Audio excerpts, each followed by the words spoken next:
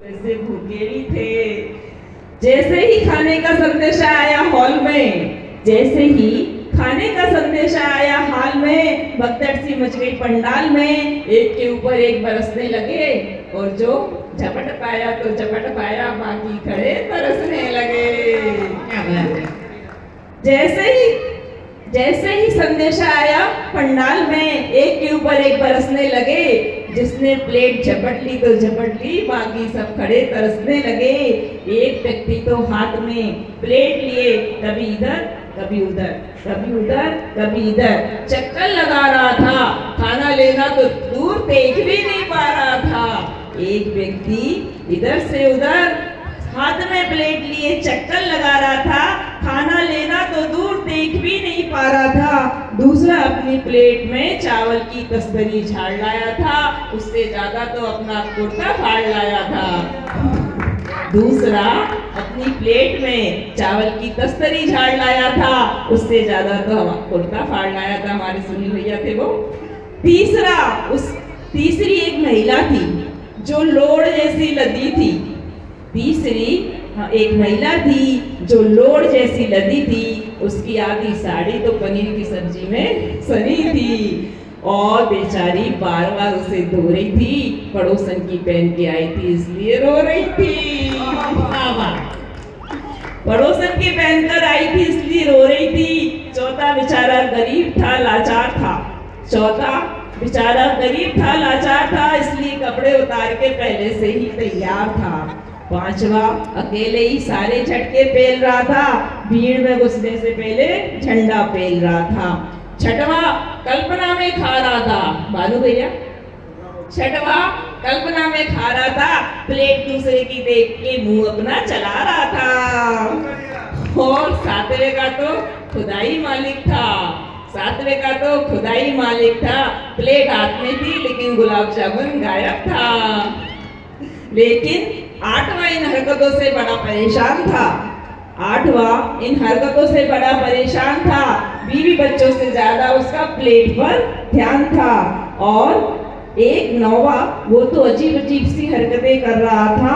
खाना खाने की बजाय अपने जेबों में भर रहा था।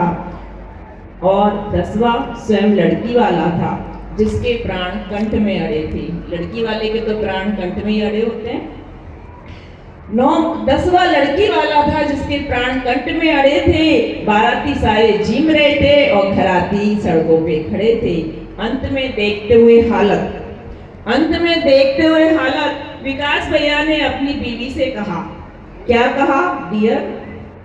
डियर लौट चले घर सही सलामत। बस फिर क्या था, सुनते ही पत्नी बिगड़ गई।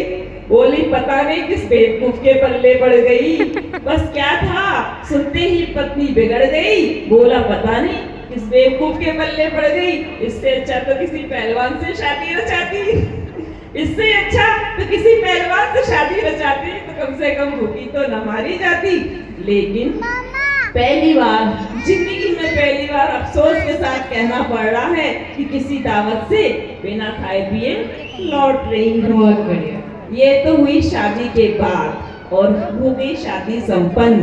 लेकिन इसके 5 साल बाद फिर से सुनिए विकास भैया और ज्योति भाभी का हाल। क्या हाल कि पत्नी से परेशान पति ने अपने ससुर जी को पत्र लिखा। आज से 5 साल पहले शादी के समय आपने जो घड़ी दी थी वो बेकार है। आज से 5 साल पहले आपने शादी के समय जो घड़ी दी थी वो बीमार है, इसलिए बेकार है। ससुर जी का जवाब आया, कोई बात नहीं दामाद जी, घड़ी लौटा दो, बदल देंगे, अधिकार है। पत्र पढ़कर विकास जी मुस्कुराए। बोले कलम संभाली, कागज उठाया और दूसरा पत्र लिखा कि आदरणीय ससुर जी, आज से 5 साल पहले घड़ी के साथ आपने जो लड़की दी थी, उसका भी घड़ी जैसा हाल है। आपका क्या ख्याल है? आपका क्या ख्याल है? ससुर जी का जवाब आया, दामाद जी अब तो आपको पढ़ा लिखा मानते थे। दामाद जी हम तो आपको पढ़ा लिखा मानते थे, बहुत समझदार जानते थे। केवल 5 साल पुरानी बीमारी का रोना रो रहे हो, हमें देखिए। केवल 5 साल पुरानी बीमारी का रोना रो रहे हो, हमें देखिए। हमारे अतिथिगण को देखिए, ये तो 40 साल पुरानी बीमारी। क्या बात है, क्या बात है, क्या बात है। ससुर जी कहते हैं, हमें देखिए, आप 5 साल पुरानी बीमारी का रोना रो रहे हो, हमें देखिए, हम तो 40 साल पुरानी बीमारी को ढो रहे हैं। बोलिए पत्नी पुराण की जय। गन्ने से निकले हुए रस को जूस कहते हैं, और जो ताली न बजाए उसे कंजूस कहते हैं। Thank you very much. जय।